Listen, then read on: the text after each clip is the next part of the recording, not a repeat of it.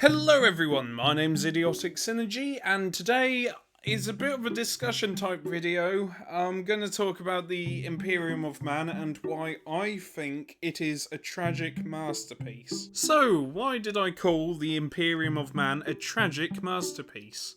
Well, you see, the Imperium of Man was never supposed to be like this in 40k. It was never supposed to be a cruel, uncaring, cold, zealot mess that it is now. However, you could always argue that the real tragedy was that it was always going to be how it is now, but in a different sense. You see, the Emperor banned religion, right? He didn't like being worshipped as a god. He told Lorgar to fuck off. In probably the worst way possible. He burnt Monarchia to the ground in front of him. Because the Emperor is incredibly petty. And I've noticed this, especially in some other books, where the Emperor is a massive hypocrite. He doesn't like worship, yet he openly does crusades. He openly does the unification wars where he's in charge. He doesn't want to be worshipped as a god, however, he wants bodyguards that are just loyal to him, called the Custodes. He hates being betrayed by Horus, yet he betrays the Thunder Warriors. It's just one big hypocrite leading a faction to its demise, and that's what I noticed with a lot of these factions, was that it was always that the tragedy was always in plain sight. I mean, look at the Necrons, look at the Eldar. They were always going to collapse. The Imperium of the Imperium of Man was always going to collapse. It wasn't a matter of if, but instead a matter of when. Because the Emperor tried to ground down people to just cogs in the machine, which ironically is what they are now. And hell, even the small amounts of progress that was made was completely undone by the Age of Strife, when AI came into effect. And instead of using AI again, but trying to monitor it, the Imperium went back into stagnation. You see, the Imperium doesn't use AI, allegedly. Cool Inferior is an AI robot that Gilliman has, but we're not going to talk about that at this time. Instead of AI, the Imperium of Man uses people. Whether it be servitors or just regular people working probably menial, forgettable jobs like working on a conveyor belt. It doesn't use AI for this because it doesn't want another Men of Iron uprising, so it stagnates. It's a cycle I've always noticed about the Imperium of Man, where it stagnates, then whenever progress is made, it quickly collapses and then goes back into stagnation. It's a cycle that the Imperium cannot get out of.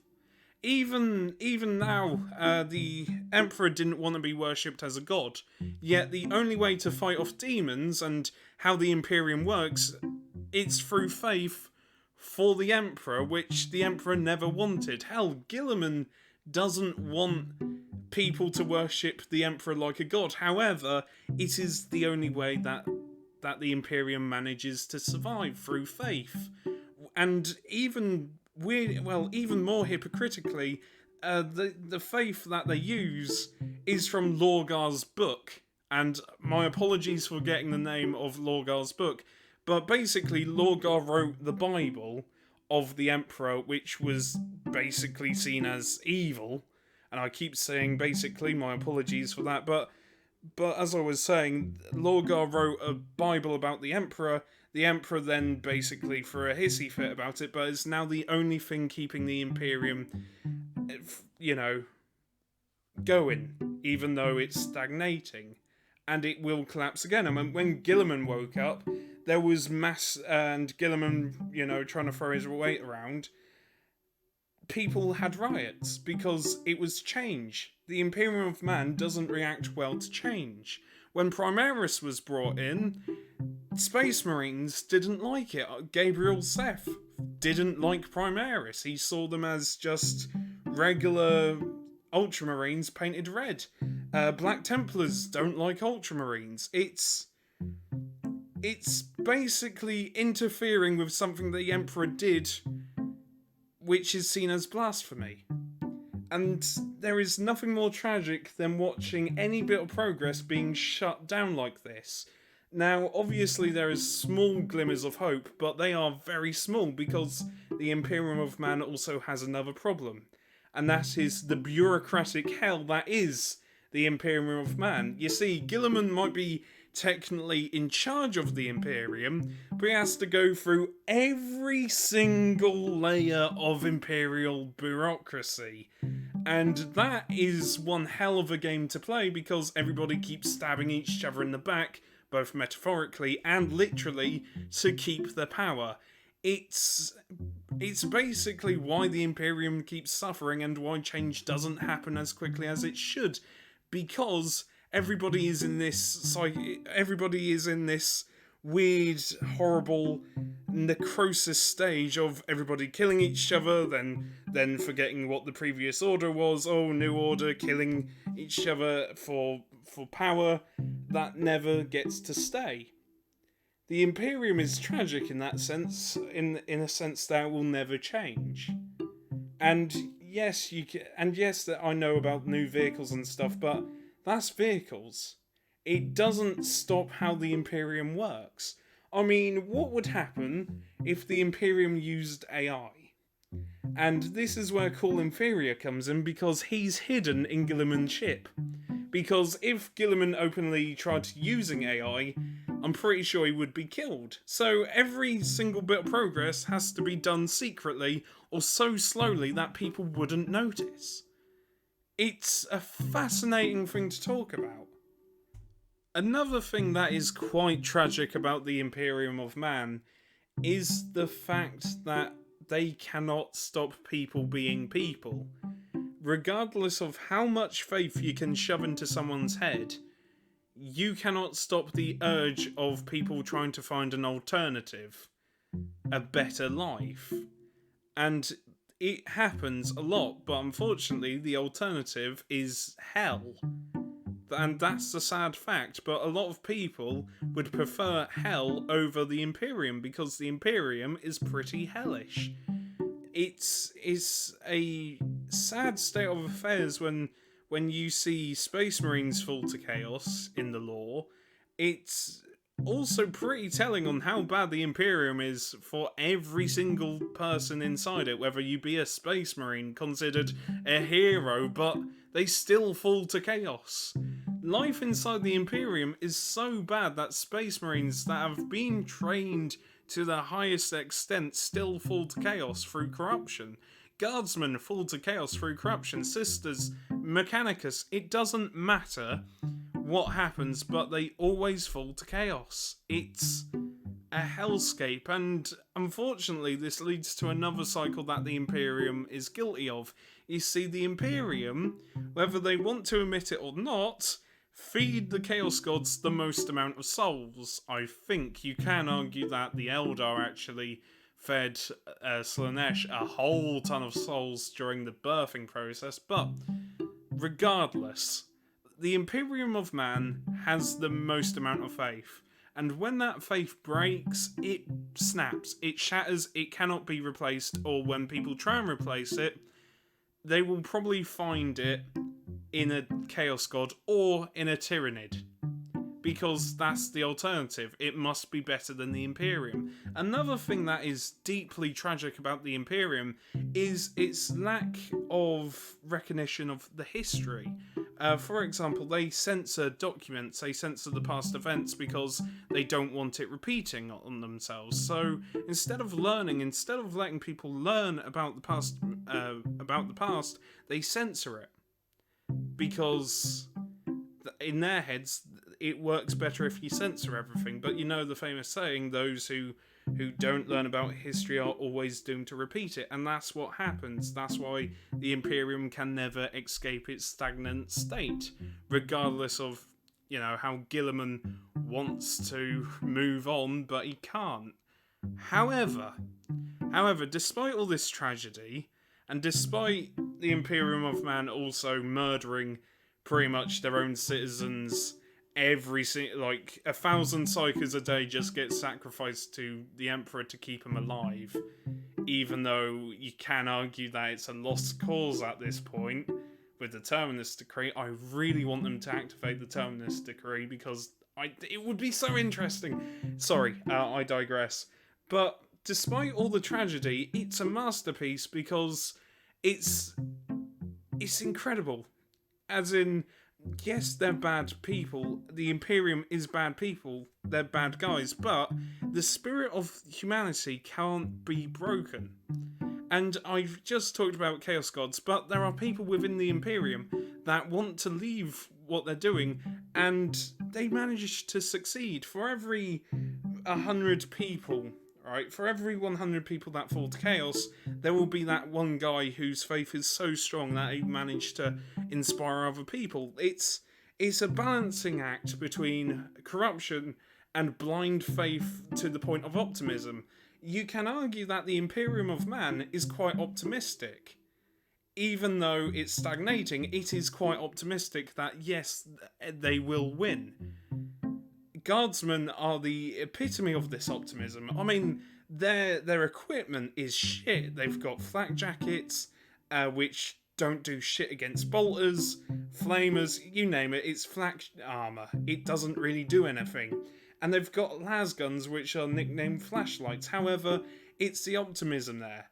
They are optimistic about killing the perceived bad guy, whether it be a cultist or a space marine. They will go in, or orcs. Hell, the Armageddon Steel Legion managed to fight off orcs and demons almost constantly. It's that optimism which leads into blind faith that I find quite admirable, because there is no other setting where that optimism really plays out into such an extent. And what else I find really quite masterful about the Imperium of Man is how this optimism just works into the progress. And when the progress happens, it gets moving. I went, hell, look at, if you want optimism, look at how the Adeptus Custodes, when Guilliman woke up, the Adeptus Custodes finally left the Emperor's side to go out into space and try and help. That's optimism. That's progress. That's welcomed because it helps the Imperium. It might be a stagnating mess, but it's optimistic in its stagnation. Even doing bloody deals, temporary deals with other races, isn't off the cards anymore. I mean, sure, the Imperium of Man at large might not like Eldar, but an Eldar did help Guilliman.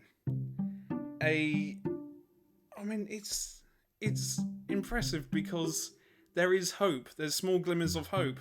Hell, Necromunda is a great example of that hope, because Necromunda is batshit insane, but there's always that hope there that life can be better. Okay, in relative terms, life in Necromunda is shit, but it's that optimism. It's very human, and that's why I really like the Imperium of Man. Space Marines are very fleshed out, mostly.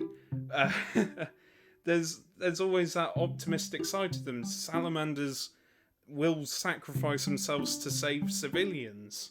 Hell, Custodes, there's a sect of Custodes that will sacrifice themselves to save a random person that they perceive will help them in the future. Hope and optimism lives inside the wretched mechanical guts of the Imperium.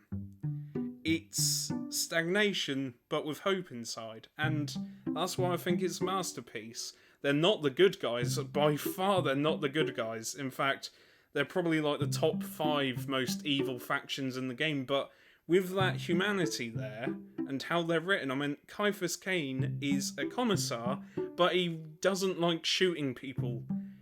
It's very human. It's very human. It's really hard to make an overly evil faction relatable. Well, not relatable. If you find the Imperium of Man relatable, you need to get out more. And what I'm trying to say is it's sympathetic. You can find the people within the Imperium of Man sympathetic.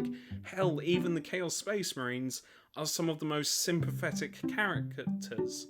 Look at Conrad Kurz, for example, or Mortarion, or Angron. Angron's really sympathetic. Khan, even, is quite. You feel sorry for Khan. Argeld, bloody Lorgar. It's amazing writing. And the Imperium of Man, despite how it stagnates and fractures, is a masterpiece. It's a tragedy that plays out slowly, but it is a masterpiece. But it's not the good guys. The good guys are Nurgle. Fuck you, Nurgle's the best. No, there are no good guys in 40k.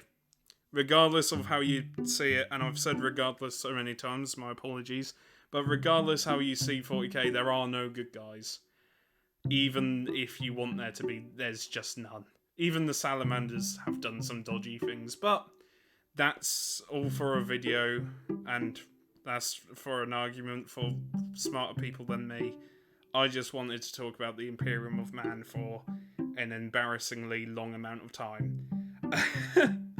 I've been Idiotic Synergy, and I hope you enjoyed this video. I know it's a bit different to what you're used to, but I just wanted to ramble about why I think the Imperium of Man is tragic, but also a masterpiece. Great, I've got heartburn now. Wonderful. Anyway, I'll see you later. Take care, stay safe, and thanks for watching.